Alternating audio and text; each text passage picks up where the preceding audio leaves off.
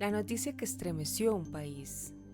Un joven adolescente de 14 o 15 años disparó contra el senador Miguel Uribe, en plena vía pública, sin titubeos, sin remordimientos.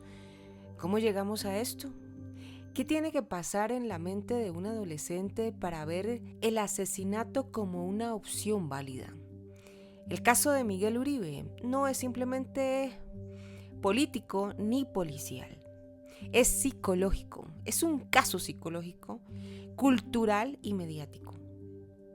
Y revela el lado más siniestro del espectáculo nacional, la normalización de la violencia como forma de fama, respeto o poder.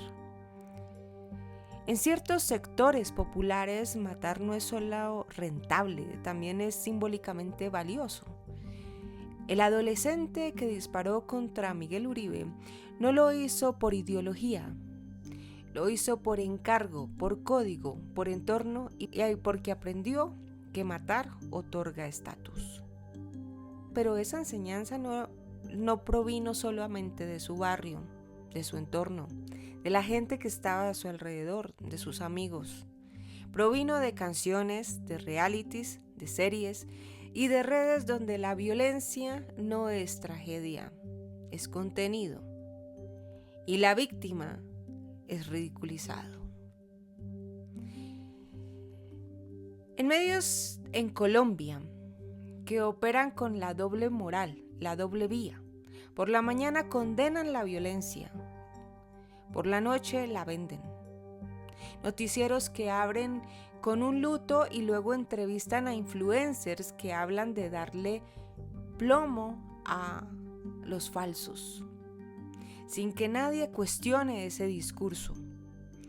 Este espectáculo no es neutro, forma y da ejemplo. Y forma sobre todo a quienes no tienen adultos confiables, estructura emocional y recursos simbólicos para cuestionarlo: los adolescentes. Los psicólogos forenses identifican un patrón repetido en menores que cometen actos de sicariato. El camino hacia el crimen no empieza como un arma, empieza como una narrativa. En primer lugar, vemos la primera etapa, que se llama la exposición simbólica. El consumo de contenido violento como entretenimiento, como cualquier tipo de reality, donde yo ya les hablé sobre estos realities. ¿Cómo entrenan las mentes? El lenguaje criminal repetido en series, redes, realities y humor, que lo hacen pasar como si solamente fuera un acto de entretenimiento. Reducción del umbral emocional frente a la muerte, la falta de empatía, donde todo es pasable porque simplemente se victimiza. En segundo lugar, vemos la segunda etapa, que es la etapa de la validación social, normalización del crimen en el entorno, reconocimiento entre pares por ser el más agresivo o el más dominante, ausencia de figuras que modelen esa contención emocional. En tercera etapa encontramos la activación, el primer encargo, la prueba de lealtad o de necesidad, el aplauso simbólico del entorno, porque todo aquel que aplauda frases como hay que darle plomo sería incapaz de hacerle daño a alguien, la verdad. Físico no, mentalmente sí. Mental de pronto sí.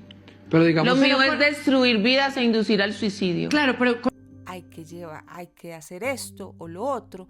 Esas cosas son aplausos simbólicos. Empezando por aplaudir a un influencer que haga este tipo de apologías. También vemos la interiorización del rol del victimario como una identidad. Lo más preocupante no es que existan influencers que hablen como criminales. Lo grave es que los medios lo validen, lo inviten, lo premien, lo conviertan en figuras aspiracionales al poder, porque la influencia da poder. Realmente sí. Mental de pronto Cuando una figura pública dice en horario estelar, en vivo, que le metieran plomo a alguien, no es una metáfora, no es gracioso, no es entretenimiento, es un mensaje, es una idea, es una semilla que queda en la mente de los más jóvenes. Los adolescentes escuchan, imitan, asumen. Si ustedes no se dan cuenta, todos los adolescentes viven de influencia para ir moldeando su personalidad. Esa personalidad se va forjando de acuerdo a las personas que ellos escuchan. Los adolescentes escuchan, imitan y asumen. Y a veces, como broma, parece humor, pero no es humor. Otras personas son influenciadas simplemente para moldear su destino. El perfil psicológico de un agresor va más allá del niño, va más allá del adolescente. El menor que atentó contra Miguel Uribe probablemente no tiene la madurez cerebral para entender consecuencias a largo plazo, porque también ve en la influencia de los medios de comunicación el aplauso a esas personas que él ve que son premiadas.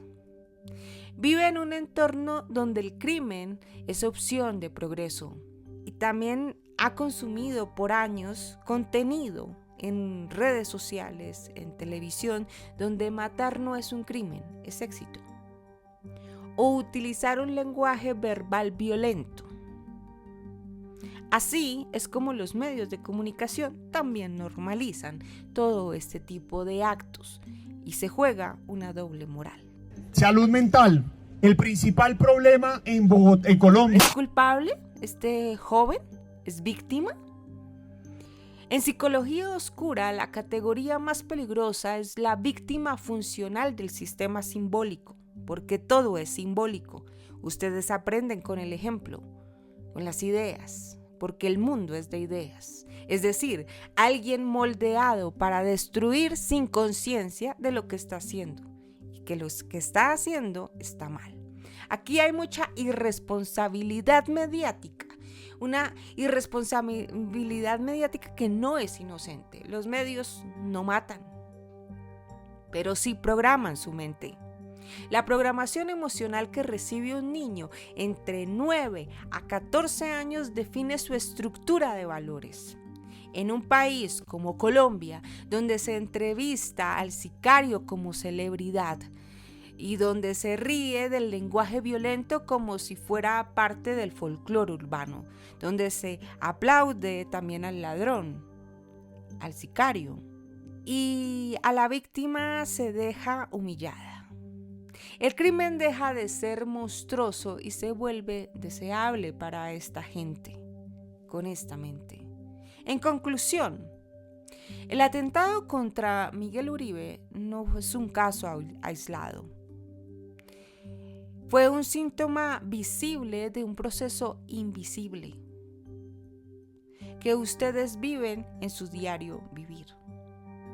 Las redes sociales, los canales privados, donde primero están rechazando la violencia y luego pasan un programa violento. La formación de asesinos adolescentes desde el entretenimiento.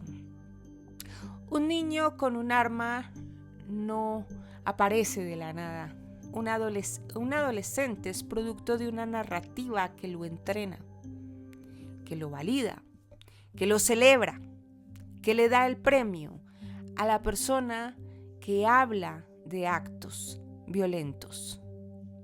Mientras no cuestionemos a fondo el papel de los medios de comunicación, del lenguaje simbólico y del espectáculo basado en el crimen, seguirán haciéndose más sicarios de 14, de 15, que creen que matar es una forma de éxito o de poder.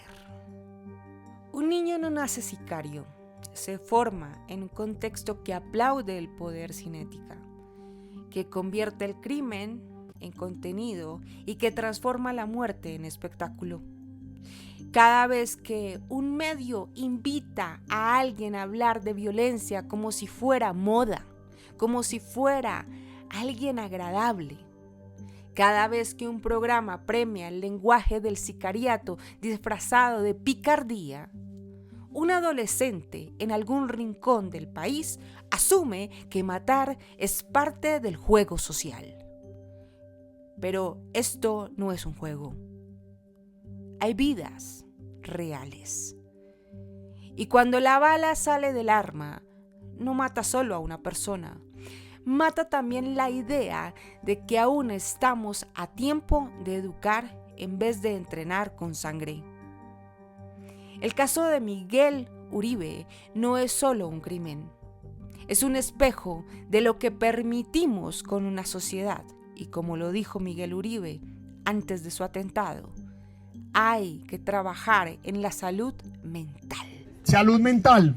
El principal problema en Bogotá. Y los medios de comunicación tienen la obligación y el deber de cuidar lo que sus influencers dicen en su televisión, porque entrenan cerebros día a día.